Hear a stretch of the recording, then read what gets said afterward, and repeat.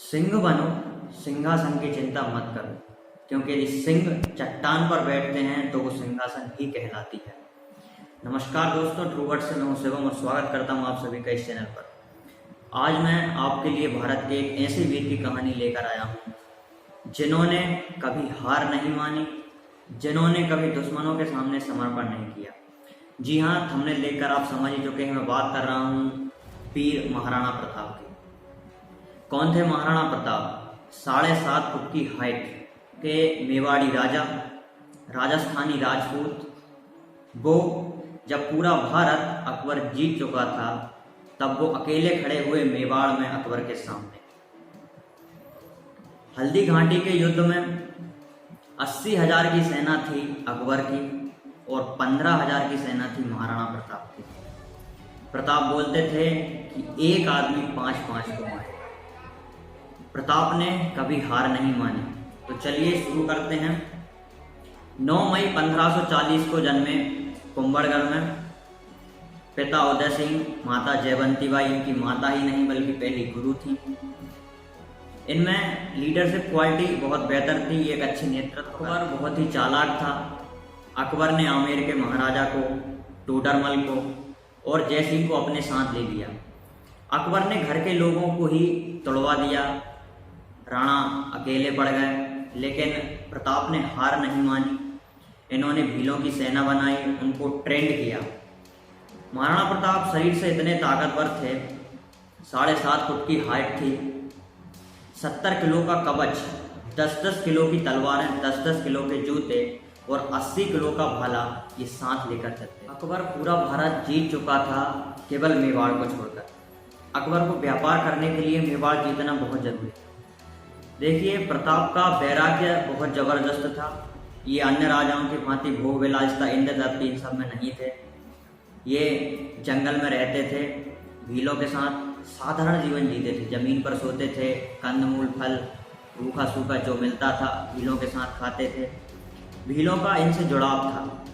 भील कहते थे कि प्रताप यदि आप कहें तो हम आपके लिए सर भी कटवा सकते। अकबर ने कई मंत्रियों को प्रताप के पास भेजा समझौता करने के लिए। प्रताप से कहा गया कि आप मेवाड़ हमें दे दीजिए, उसके बदले हम आपको आधा हिंदुस्तान दे देंगे। जब संधि नहीं हुई, समझौता नहीं हुआ, तब हुआ युद्ध, हल्दी घाटी का युद्ध। और प्रताप जानते थे कि युद्ध कैसे जीतना है और युद्ध कैसे लड़ना है, क्योंकि जहाँ युद्ध हुआ वहाँ पर प्रताप पले बड़े थे, उनका बचपन वहीं पर गुजरा था। उन्होंने सैनिकों से कहा कि पहाड़ी के ऊपर झाड़ियों के नीचे पूरी तरह कवर करो।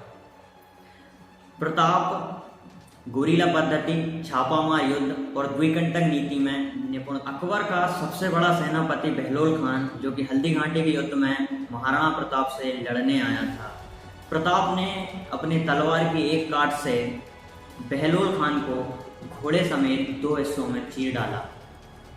अकबर कभी प्रताप के सामने नहीं आया, क्योंकि अकबर जानता था कि प्रताप एक तलवार मारेंगे और घोड़ा समेत काट देंगे। जरा सोचिए और विचार कीजिए कि हल्दी घाटी के युद्ध में बहलोल खान को उसके घोड़े समेत 2 हिस्सों में चीर दिया, उन महाराणा प्रताप की भुजाओं में कितना बल रहा होगा। और उस हल्दी घाटी के युद्ध में एक घोड़ा था जिसकी बहुत अहम भूमिका रही थी, जिसे हम सब ने कहानियों और किस्सों में सुना है। उसका नाम था चेतक। चेतक महाराणा प्रताप का सबसे प्रिय घोड़ा था। महाराणा प्रताप चेतक को अपने पुत्र से अधिक प्रेम करते थे। ये वही घोड़ा था जो हल्दी घाटी के युद्ध में अपनी कटी टांग होने के बाद भी 28 फुट का गहरा नाला टाप कर चला गया। पहले चेतक ने अपने राजा के प्राण बचाए और उसके बाद उस छलांग के बाद अपने प्राण त्याग दिए। चेतक के अलावा महाराणा प्रताप के पास एक हाथी भी था जिसका नाम था राम प्रसाद। हल्दी घाटी के युद्ध में अकबर के द्वारा छल से 12 हाथियों के साथ राम प्रसाद को घेर लिया गया और उसे बंदी बना लिया गया। अकबर बोलते थे कि इसे खिलाओ, इसे पिलाओ।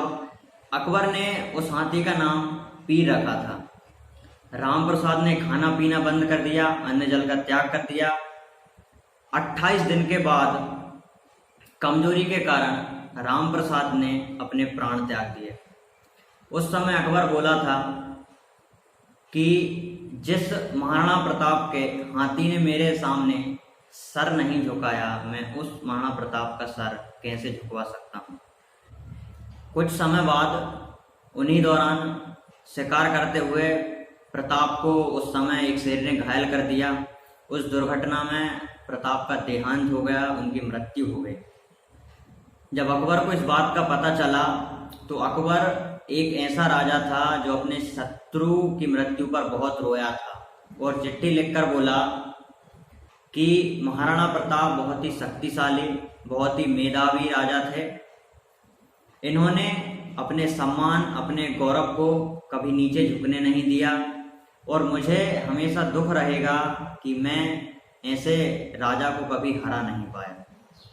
कहा जाता है कि हल्दी घाटी का वो युद्ध बहुत ही भयावह था, उसमें रक्त की नदियां बहाई गई थी